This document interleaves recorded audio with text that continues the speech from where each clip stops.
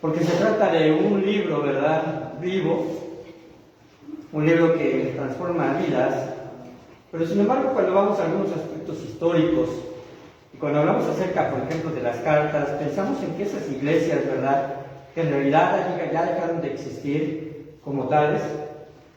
Desafortunadamente, ¿verdad?, Asia Menor, desafortunadamente para el día de hoy, ¿verdad?, lo que era Asia Menor, lo que es Asia Menor, ¿verdad?, abarcando lo que es Turquía, lo que es el norte de Palestina, la parte más norte, ¿verdad?, Damasco, las partes nortes de África. En sus inicios, hermanos, fueron los territorios de más propagación del Evangelio. Fueron los que más precisamente tuvieron influencia de parte de los apóstoles, las primeras iglesias, los discípulos primeros, por lo menos durante los 300 años posteriores, ¿verdad?, a lo que actualmente conocemos como después de Cristo, del nacimiento de Cristo. Sabemos que esto fue generado a través de la persecución hacia los creyentes, y el Evangelio llegó a muchos lugares. Sin embargo, la historia marca diferentes conquistas de diferentes, especialmente culturas, ¿verdad?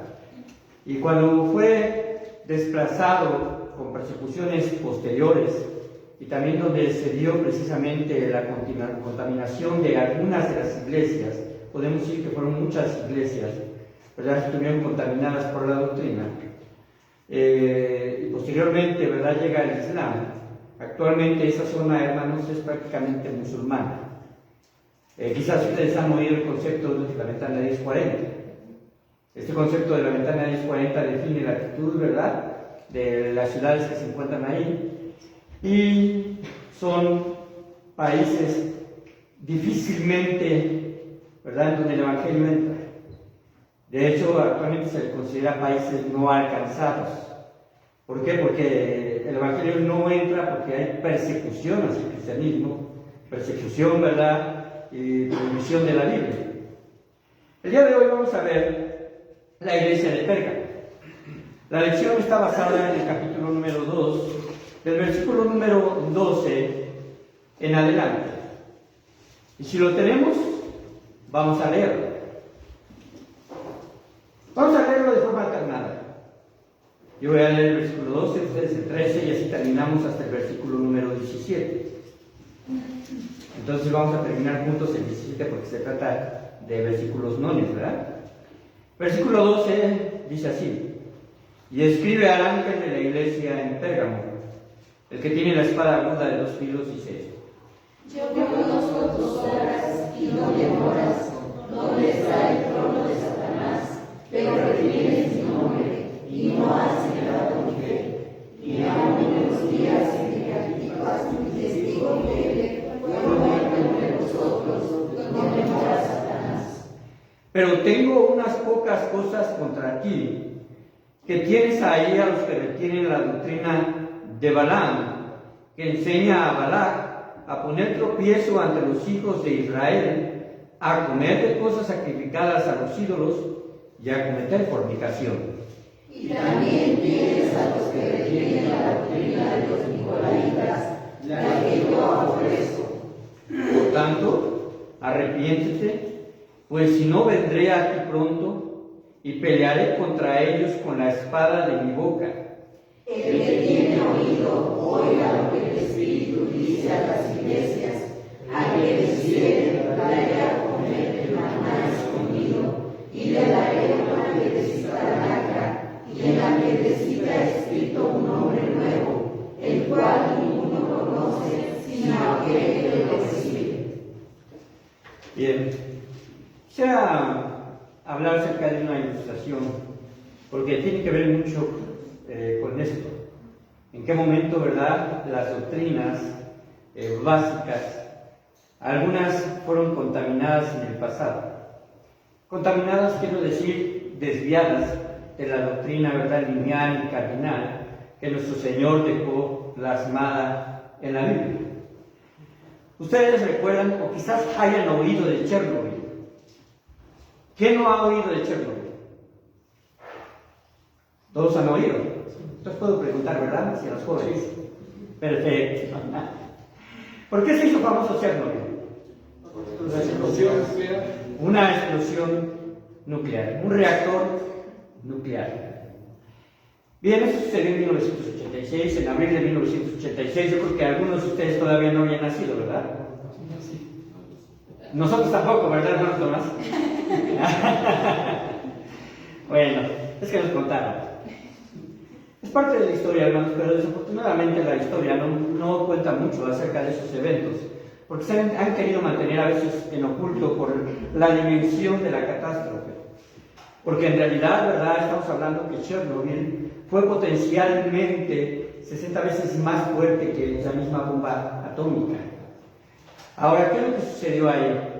Como ustedes saben, eran reactores nucleares, tenían el fin de proveer energía eléctrica a diferentes ciudades. En ese entonces, lo que es Ucrania actualmente, ¿verdad?, pertenecía a la Unión Soviética, Rusia.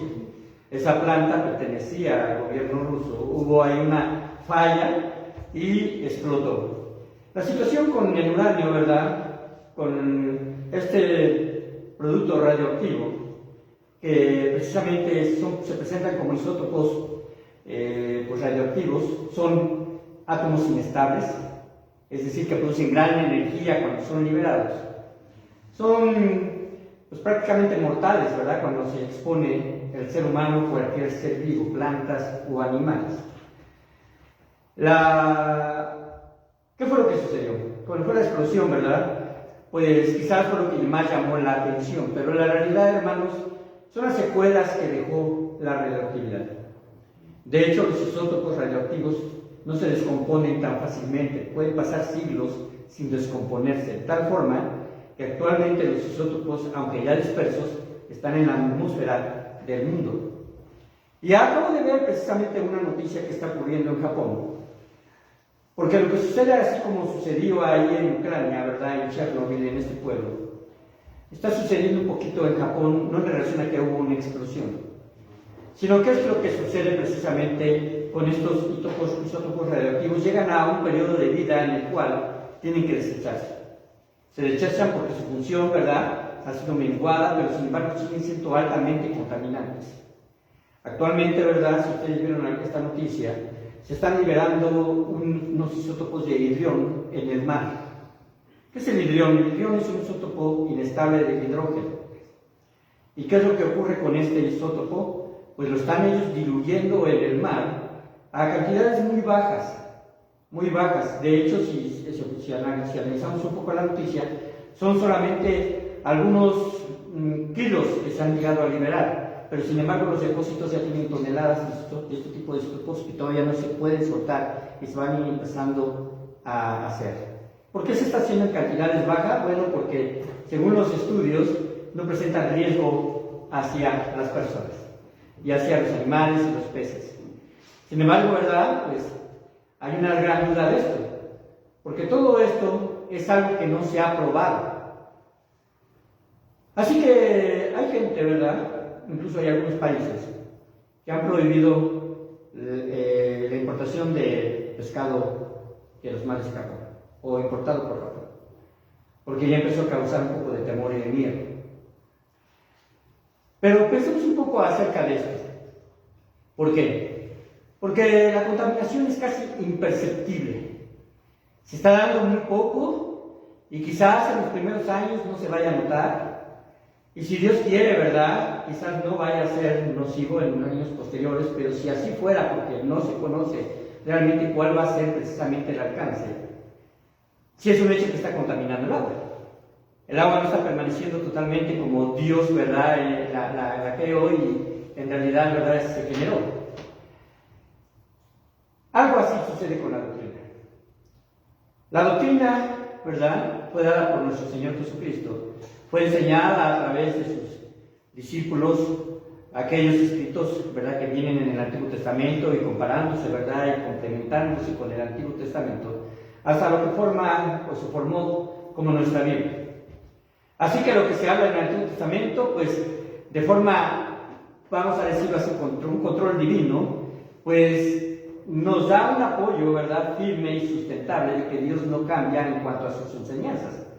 La salvación siempre ha sido por gracia, ha sido por fe, no cambió del Antiguo Testamento al Nuevo Testamento, siempre se habla acerca de la fe como precisamente la base de nuestra salvación, la fe en Dios. Pueden ustedes irse a Hebreos capítulo número 11, y ahí habla de Moisés, de Abraham, ¿verdad? De todos estos héroes que se llaman precisamente héroes de la fe, porque le creyó, ¿verdad? A Abraham a Dios y le fue contado por justicia. Así que esto no cambia. Sin embargo, hermanos, actualmente usted puede decir, bueno, ¿por qué hay tantas denominaciones que incluso se dicen evangélicas? ¿Por qué hay tantas ramificaciones de personas que se hacen llamar cristianas? La realidad, hermanos, es que para la estadística, ¿verdad? Simplemente para los estudios sociopolíticos o socioecológicos, la estadística marca que México es un país cristiano, pero la realidad sabemos que no es así, ¿verdad? Estamos hablando de una denominación predominante, ¿verdad? Católica. Porque en realidad, si nos enfocamos realmente en lo que implica ser el cristianismo, partamos primeramente, precisamente, de que los cristianos son aquellos que han nacido de nuevo. Así que no podemos estar dentro de esas estadísticas, pero solamente sirve para un censo, es algo funcional, ¿no? Para los gobiernos. Pero en realidad, México es uno de los países, ¿verdad?, que tienen una influencia muy poca de cristianismo. Aunque nosotros decimos, bueno, hay iglesias bautistas aquí, iglesias bautistas en México, realmente estamos nosotros en el 6%, 7% de influencia todavía. Eso es muy bajo para la cantidad de gente que hay. Pero, hablando acerca del Apocalipsis capítulo número 2 y este mensaje a Pérgamo, vamos a notar esto porque quiero profundizar en algunos aspectos.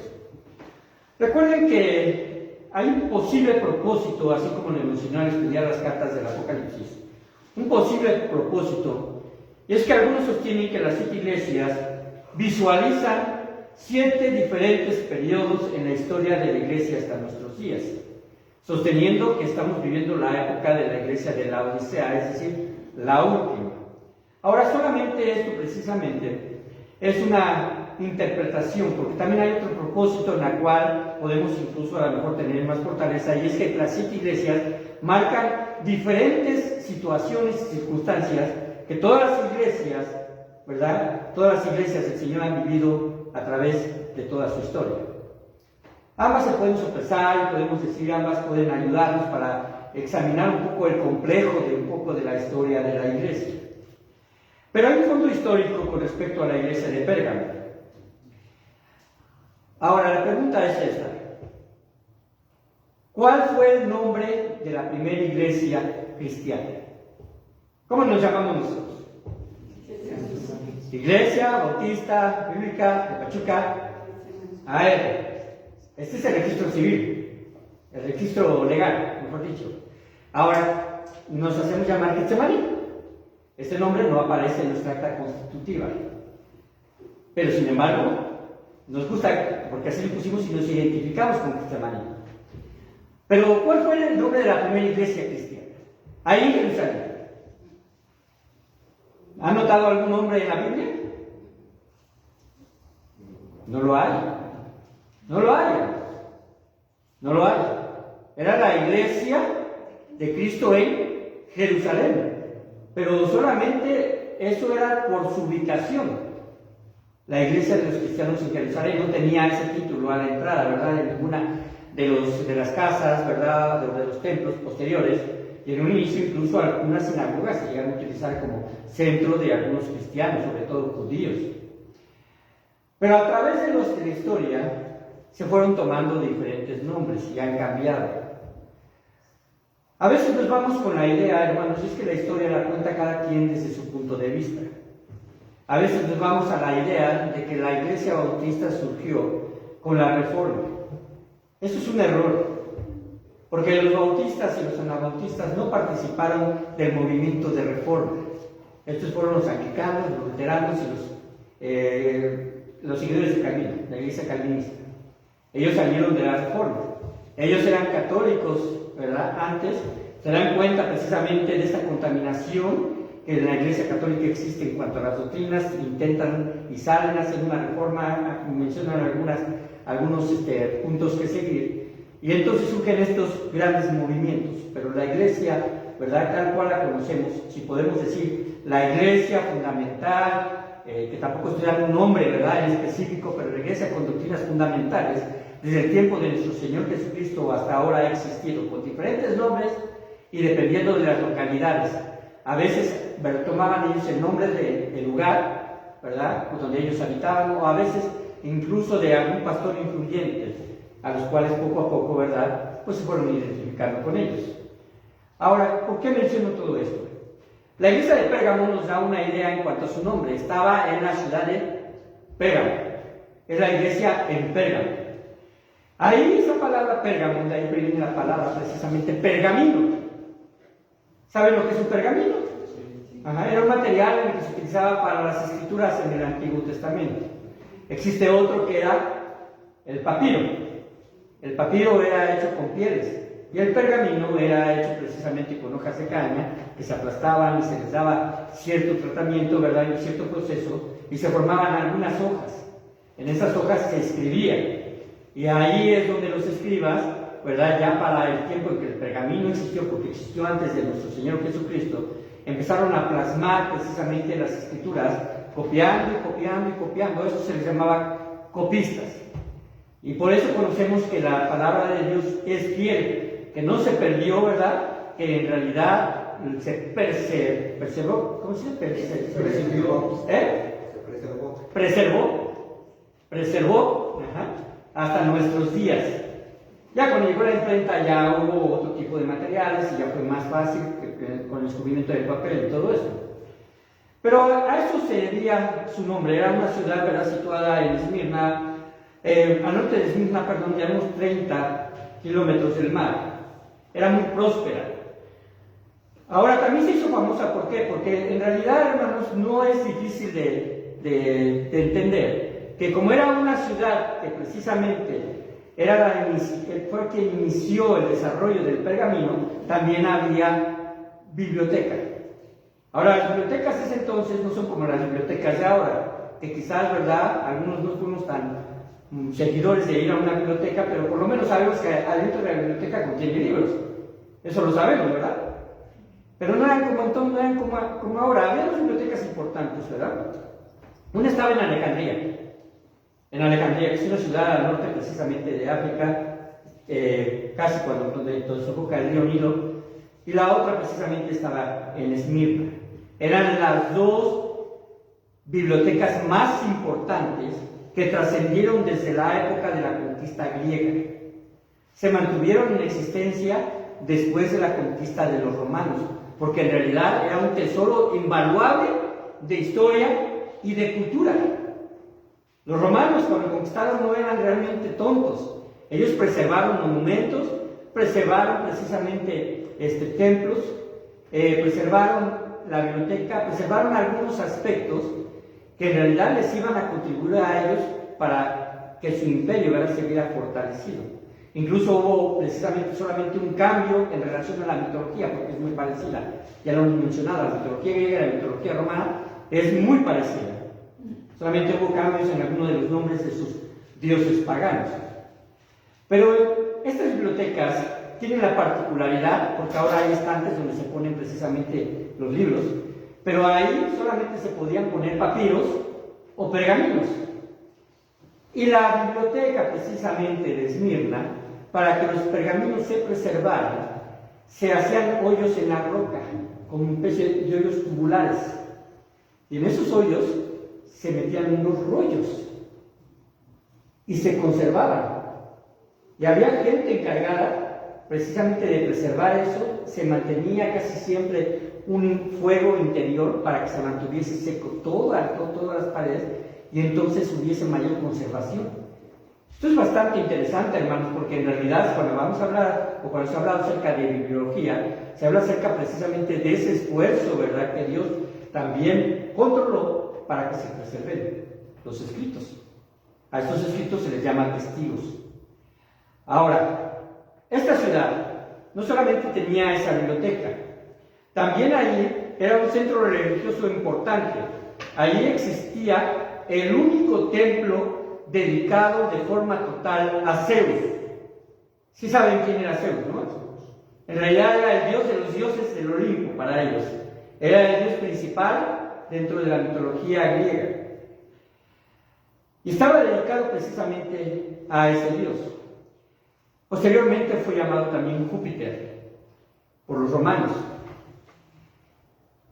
Ahora, en ese lugar también había otra gran multitud de dioses. Entre ellos, el que más destacaba quizás era Asclepio o Esculapio.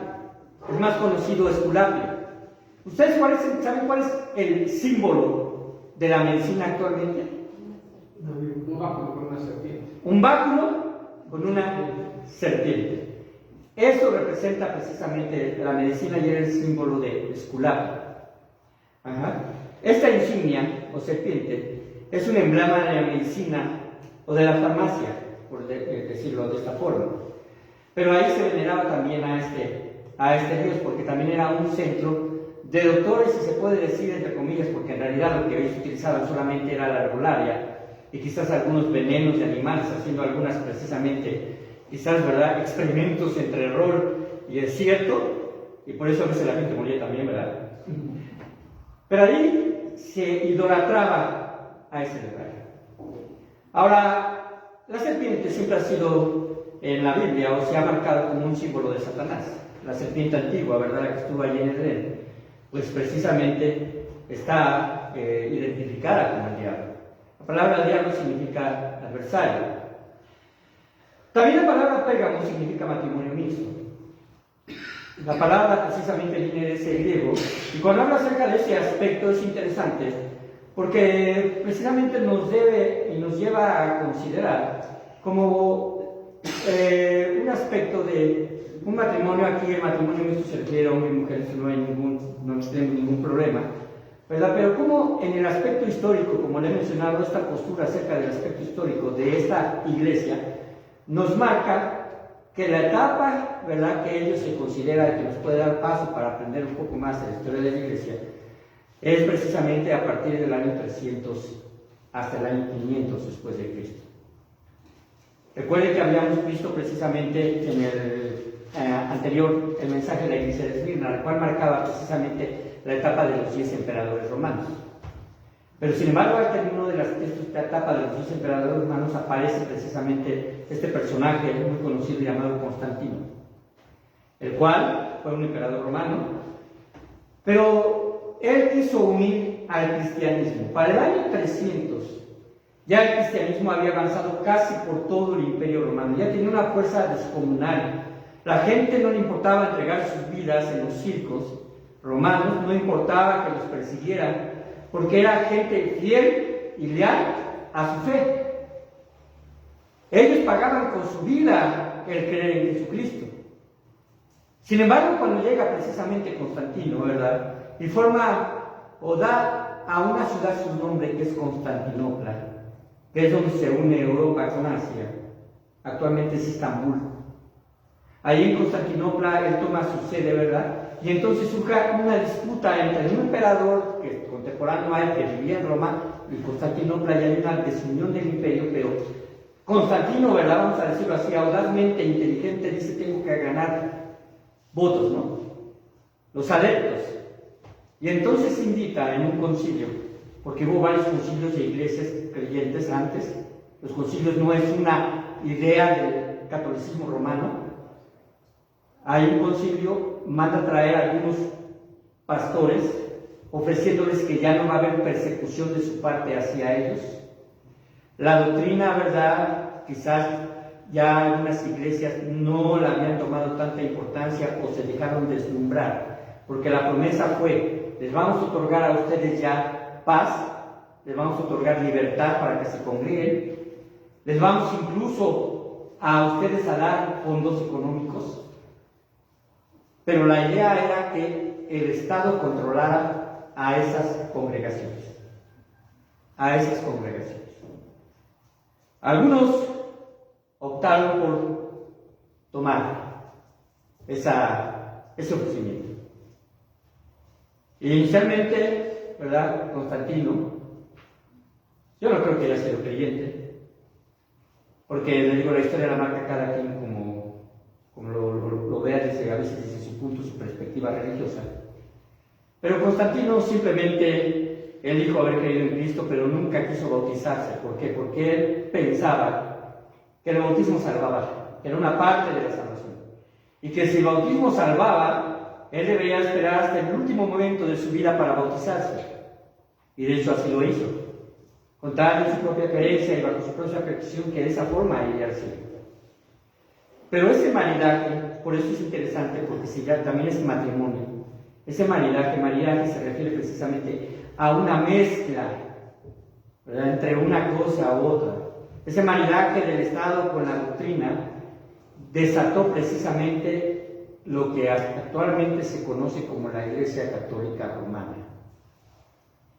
La Iglesia Católica Romana no empezó con Pedro, empezó en ese punto de la historia.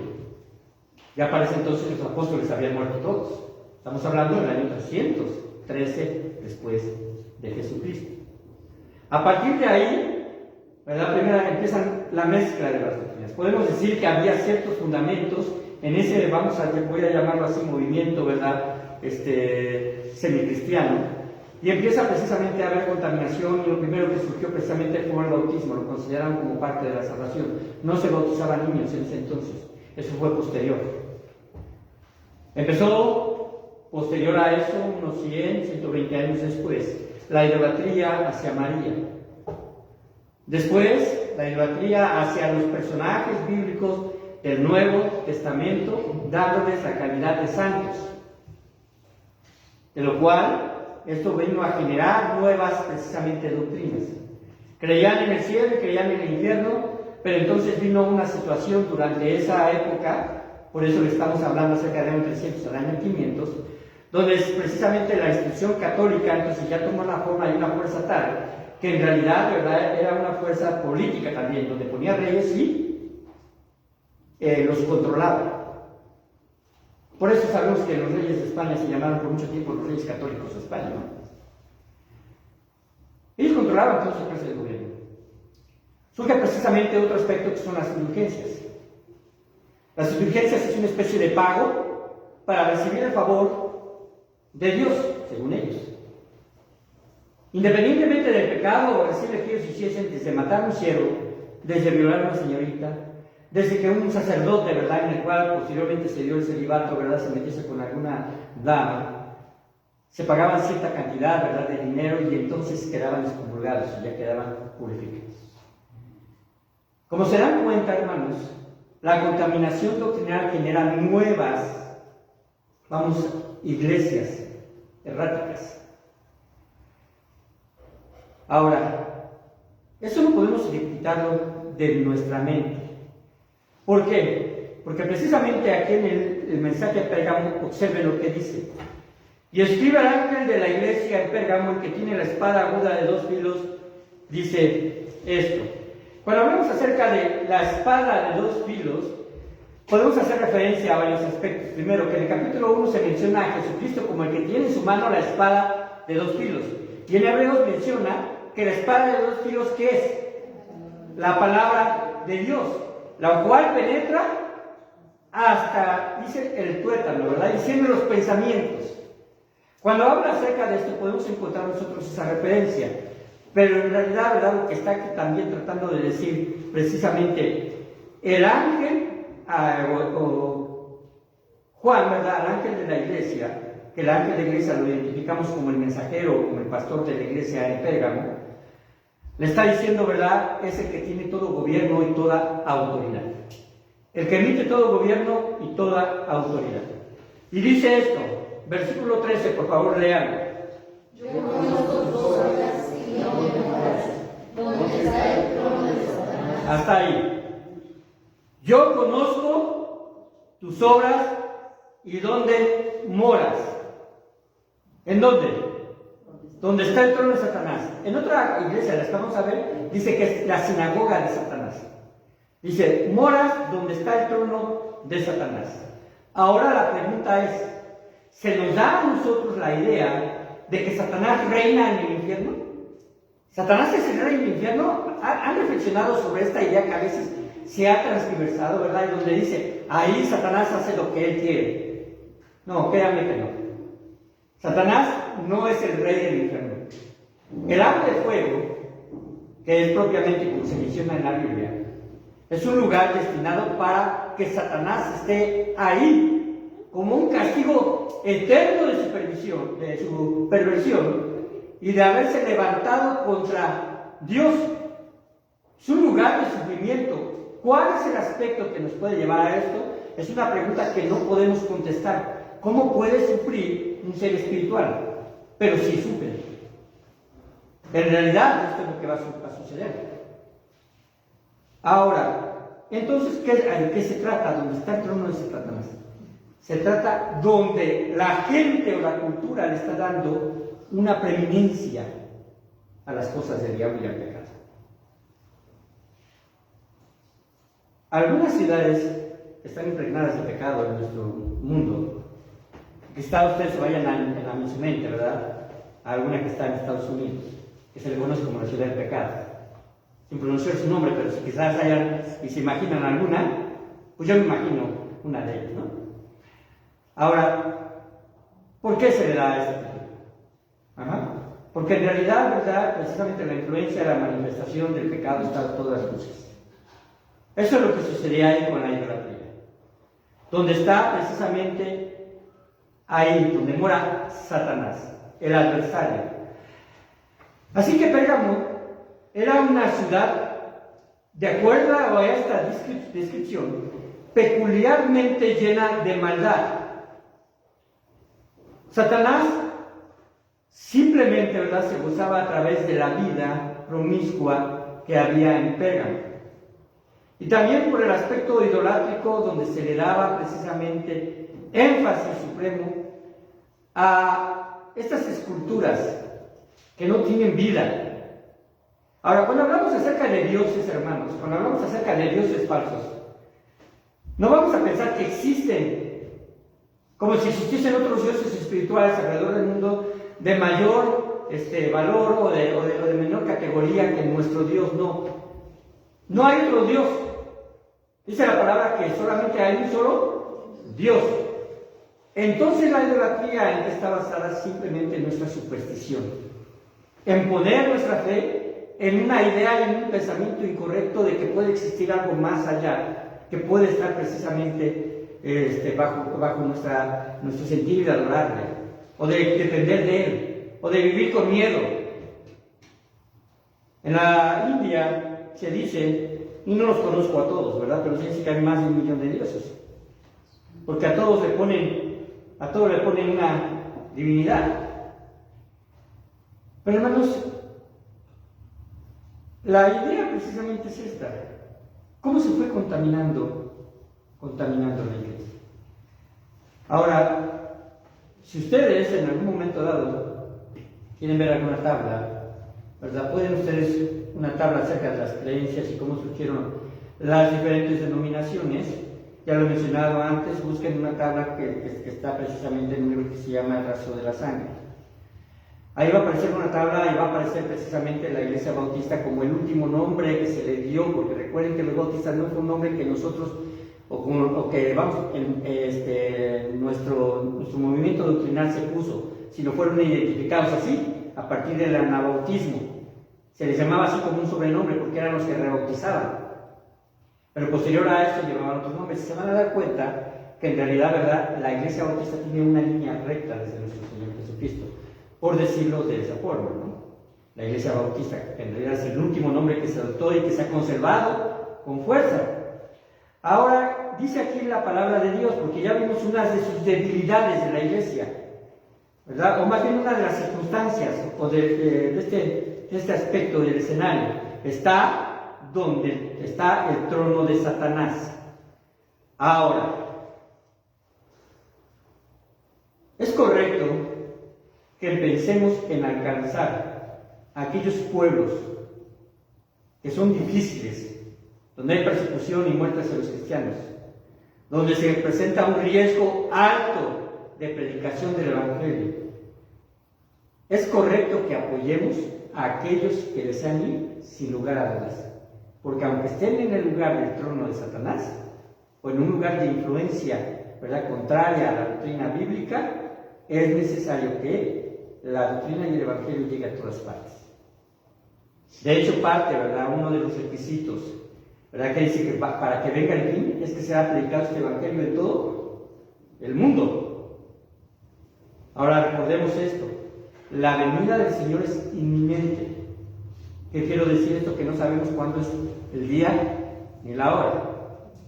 Y si usted y yo, ¿verdad?, llegamos a pensar de que, bueno, entonces el Señor se va a tardar porque todavía faltan algunas tribus en Brasil, en el Amazonas, faltan en lugares inaccesibles de nuestro México, en esos lugares de la Ventana 40 de África, hay aldeas que incluso apenas se han llegado a descubrir. Yo la verdad, hermanos, me fui para atrás cuando me enteré de que apenas hace 10 años se escribió una tribu desconocida en el Amazonas, totalmente aislada de todo el mundo, totalmente aislado de todo el mundo. La selva, ¿verdad?, cubría prácticamente esta aldea que solamente corresponde a unas decenas de personas. Ahora, si pensamos que Dios, ¿verdad?, fiel a su palabra, dice que hasta que sea predicado en todo el mundo, entonces vendrá el fin, y decimos, bueno, entonces todavía nos queda tiempo, no es verdad, porque esa porción está dedicada a la segunda etapa de la venida de Cristo, donde los 144,000 serán testigos, donde el ángel con el evangelio eterno recorrerá todo el mundo, el mensajero que Dios pondrá, donde los dos testigos, ¿verdad?, harán grandes señales, y donde habrá un remanente fiel del pueblo de Israel que creerá juntamente con los gentiles el tiempo de la tribulación, y se predicará el evangelio a toda nación. Tendrá alcance el evangelio, y entonces vendrá el fin. La pregunta: mientras, nosotros ¿qué hacemos? Dice la palabra de Dios más adelante aquí en Pérgamo, y viene parte precisamente de un aspecto, de una fortaleza que la iglesia tenía por un ejemplo dado por un hombre llamado Antipas. ¿Qué le dice a la iglesia? Pero retienes mi nombre, es decir, no lo niegas, a pesar del peligro, a pesar de que estés ahí donde está el trono de Satanás, y no has negado mi fe, ni aún en los días en que Antipas, ¿y cómo lo llama ahí? Mi testigo fiel. Mi testigo fiel fue muerto entre vosotros, donde mora Satanás. Él fue un mártir. No se menciona más sobre este hombre, pero lo único que se menciona nos da un aspecto de calidad, de cualidad y precisamente de convicción profunda de qué era lo que creía y cómo lo defendió hasta la muerte. Y se fue muerto entre vosotros. Esto también da la idea, porque precisamente la idea de esta palabra de entre, ¿verdad?, vosotros, en el griego significa cuando estaban ustedes presentes. Da la idea de que lo mataron para poner un ejemplo, para causar temor, para tratar precisamente de minimizar el aspecto de convicción que nosotros podemos llegar a tener, o que en su tiempo ellos llegaban a tener. Pero entonces, dice más adelante, viene el aspecto precisamente, un aspecto que tiene que ver con esta disilusión de cómo a veces el pecado puede entrar. Pero tengo unas pocas cosas contra ti, que tienes ahí a los que retienen la doctrina de ¿quién? De Balaam. Tienes ahí precisamente un hombre que aparece en el Antiguo Testamento, los que retienen la doctrina de Balaam. Ahora, Balaam también a veces, ¿verdad?, algunas veces se le asocia con Balaam, ¿verdad?, un ídolo que había precisamente en lo que era Canaán. Pero este Balaam se trata de un personaje, era un profeta, era un mal profeta. Y precisamente otro hombre, Balac, que contrató a Balaam. ¿Recuerden cómo fue la historia? En realidad Balac, ¿verdad?, tenía un ejército y quería ir contra el pueblo de Israel, pero quería la bendición del Dios de Israel, pensando erróneamente, ¿verdad?, o el Dios de este profeta Balaam, para que pudiese acabar con ellos. Y le decía: consulta a Dios y ve si vamos a ganar esta guerra. 3 veces lo hizo y Dios le dio palabra a Balaam y le dijo: no, que desistan, no van a ganar. Balaam decía lo que Dios decía. Incluso hay precisamente un episodio donde golpea a su asna, o al burro, ¿no? Lo golpea, ¿por qué? Porque el asna no quería pasar más adelante. ¿Qué se le atravesaba? El ángel de Jehová. El ángel de Jehová. Sin lugar a dudas, ¿verdad? Bueno, sabemos que es Jesucristo, el ángel de Jehová en el Antiguo Testamento, se interpone ahí para que continuara su camino de Balaam, ¿verdad? Y lo golpea y entonces hace hablar al asna. Esto causa, ¿verdad?, que Balaam simplemente llegue con Balac y le diga, ¿sabes qué? No puedes atacar al pueblo de Israel. Pero ¿cuál era el pecado? Dice aquí, que enseña a Balac a poner tropiezo ante los hijos de Israel. ¿Y qué le enseñaba a Israel? A comer de cosas sacrificadas a los ídolos y a cometer fornicación. ¿Cuál fue la forma en la que Balaam intervino para que Dios se enojara con su pueblo? Le dijo a Balac, mándale mujeres moabitas. Y se contaminaron con las mujeres y siguieron los dioses de las mujeres impías. No pudo profetizar en contra de Dios, pero sí le dio una opción. Sin lugar a dudas, ¿verdad? El diablo es astuto. Sin lugar a dudas, el diablo le pudo decir, ¿verdad?, en el año 303 en adelante, ¿verdad?, a algunas personas, bueno, pues ya se va a quitar la persecución, ¿verdad?, y vamos a hacerte ciertas cosas, y entonces se contamina la doctrina. No fue una contaminación completa con todas las doctrinas actuales, ¿verdad?, falsas, sino fue de forma paulatina. Así como hablamos acerca de precisamente de esta ilustración, ¿verdad?, donde el vidrión, o en el caso del uranio, ¿verdad?, o el yodo 13, empieza a contaminar a la gente y no nos empezamos a dar cuenta. Y dice así, versículo 15, y también tienes a los que retienen la doctrina de los nicolaitas. Debemos de tener también prudencia en relación, porque en el capítulo número 6 de Hechos se menciona a los diáconos, y uno de ellos se llama Nicolás. Y algunos han hecho quizás, ¿verdad?, ahí a lo mejor una especie de enlace y dicen, pues quizás se trató de él. No sabemos. En realidad no sabemos, ni sabemos tampoco qué clase de doctrina era la que ellos predicaban y enseñaban. Ya también otra iglesia estaba siendo contaminada, las iglesias ya también estaba siendo contaminada, la iglesia de Éfeso, por esta doctrina de los nicolaitas. Pero lo que sí sabemos es que es una doctrina que aborrece Dios. Esta es una doctrina que aborrece Dios. Cuando Dios da discernimiento a las personas, a los creyentes, e iluminación, esta proviene a través de la lectura de la palabra de Dios. El discernimiento solo va a llegar en cuanto a cómo tú, ¿verdad?, ves la Biblia. Para ir a la Biblia hay que ir sin prejuicios, sin predisposiciones, sin buscar algo que a lo mejor esté aportando para mí, incluso hasta a ver si es un aspecto de pecado, un aspecto doctrinal equivocado. Porque eso es lo que precisamente sucede en aquellas doctrinas de pacto con Dios. Se van a algunos pasajes, se encuentran ahí y ven acerca de un pacto en el cual entonces sí se puede pactar con Dios, y yo quiero pactar y ahora quiero que me provea y me dé bendición. En realidad Dios no es así. Los pactos, los 7 pactos que se encuentran en la palabra de Dios son siempre de Dios hacia el hombre, y es Dios quien pone las reglas. Y Dios cumple el pacto y el hombre no los puede cumplir, no los cumple en realidad el cabalidad. Pero jamás se ve un pacto en el cual el hombre ponga las condiciones. ¿Me explico? Y no tienen que ver con este tipo de aspectos. En realidad, ¿verdad?, la provisión y en realidad la promesa de prosperidad tiene que ver en realidad el crecimiento y el carácter cristiano que se ha madurado. Y tiene que ver más con el aspecto espiritual que con el aspecto material. Aunque Dios es Dios, ¿verdad?, y Él tiene todas las riquezas. Si Dios te quiere dar, te va a dar. Y cuando te da, hay ordenanzas bíblicas para los ricos. Vayan simplemente a Santiago, que habla acerca de los ricos, ¿verdad?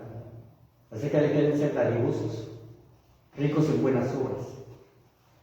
Y dice así, versículo 16, por tanto, ¿cuál es el llamado, hermanos?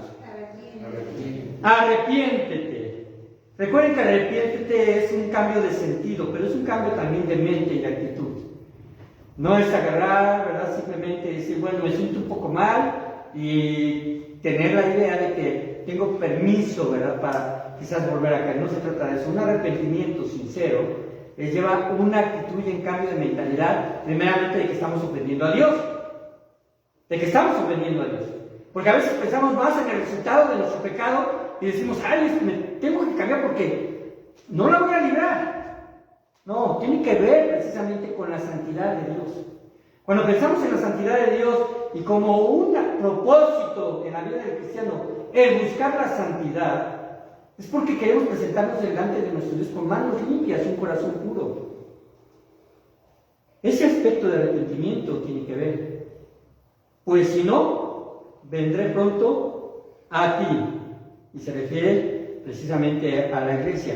Y pelearé contra ellos con la espada de mi boca, con aquellos que están precisamente atentando contra la iglesia de Dios, con la espada de mi boca. No podemos en realidad, ¿verdad?, ver una interpretación más allá de lo que dice, pero lo que sí podemos decir es que Dios intervendrá con autoridad. Con una autoridad que los hombres no ejercieron, con una autoridad en la cual Él buscará precisamente que la iglesia permanezca dentro de la sana doctrina. El versículo 17, ¿verdad? El que tiene oído, oiga lo que el Espíritu dice a las iglesias. Recalco nuevamente, en cada carta va a terminar que es un mensaje a las iglesias, aunque cada carta comience en forma singular a la iglesia de Éfeso, a la iglesia de Pérgamo, a la iglesia de Tatira, siempre va a terminar que sea leída a las iglesias. El que tiene oído, oiga lo que el Espíritu dice a las iglesias. Y oír tiene que ver precisamente, como lo hemos mencionado desde este lugar, con el aspecto de poner toda la atención, de escudriñar, de retener, de observar, de memorizar. Oiga lo que el Espíritu dice a las iglesias. Y siempre en estas cartas va a mencionar un aliciente.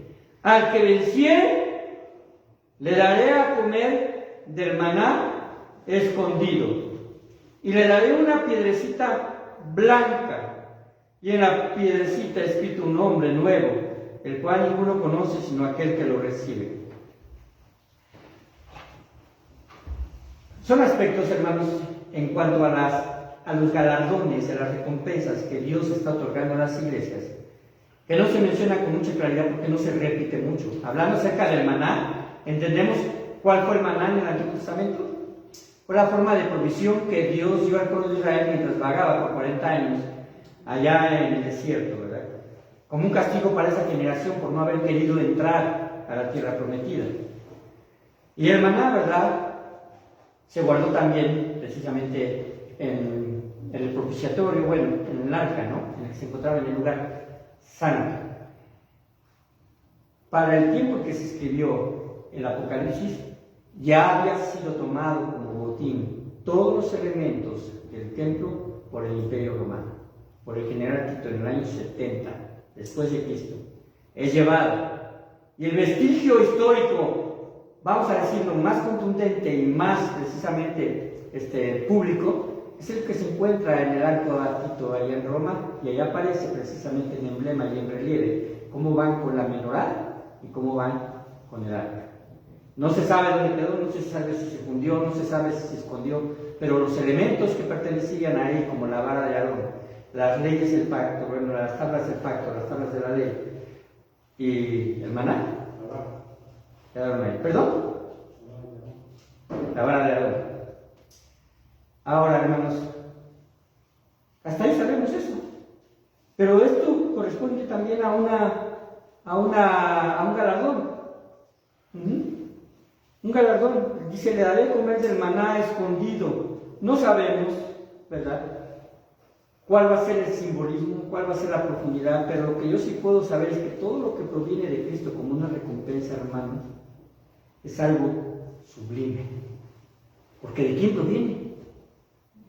Y le daré una piedrecita blanca, y en la piedrecita escrito un nombre nuevo, Este nombre nuevo y esta piedrecita sí hay una referencia, ¿verdad?, en el aspecto histórico, porque se les daba a veces, ¿verdad?, esta piedrecita a las personas que venían como extranjeros y entraban a una ciudad y se les reconocía como ciudadanos. Era como ahora sí, como la visa, ¿no? La green card o alguna cosa así, ¿no? En algunos aspectos se les llegaba a reconocer. Y era importante, ¿por qué? Porque era un aspecto de índole precisamente del Imperio Romano, o sea, se daba como un símbolo, ¿verdad?, de identidad. Algunos otros también dicen que se le daba precisamente como un premio, ¿verdad? Algunos que llegaban a alcanzar cierto nivel. Pero en realidad también volvemos a lo mismo. Yo creo que no está identificado más que nada con eso, sino está identificado como algo que proviene de Dios. Y lo que provenga de Dios, como un galardón, una corona, un reconocimiento, una confesión de Dios hacia la persona, siempre será una bendición. Vamos a orar y terminar. Padre bendito, te doy muchas gracias porque tú nos permites, Señor, aprender cada día más de tu palabra. Y las iglesias, Señor, que hemos estudiado, sin lugar a dudas, son ejemplo para nosotros, para conocer sus debilidades y sus fortalezas. Sin lugar a dudas, Señor, tú enviaste en su momento, no fuera de tiempo, Señor, sino dentro del tiempo, Señor, correcto, estas cartas. Fue tan correcto, mi Dios, de que Padre Santo fue todavía a través del apóstol Juan, como una evidencia más, Señor, de que tú ocupaste, Señor, a esos hombres para revelarles tu palabra. Al guardar la vida de Juan, Señor, el único apóstol que no murió, Padre Santo, de forma violenta, y que tú lo usaste, Señor, para otorgar estas últimas palabras de tu revelación y así cerrar, Señor, por completo, Padre bendito, pues tu santa palabra, aunque suene redundante, Señor, pero Padre bendito, así, Señor, lo creemos, porque tú, Padre Santo, nos los has mostrado. Y gracias, mi Dios, porque también nos permites tenerla con libertad hasta este momento en este país. No sabemos por cuántos años más pueda durar, Padre Santo, esta libertad. Pero, Padre Santo, danos a nosotros la oportunidad de aprovecharla, de apoyar, Señor, o de ir, si así será fuese necesario, para que otros lugares y otras personas te conozcan a ti como su único y suficiente Salvador. En el nombre de Cristo, despídenos en paz. Amén. Amén.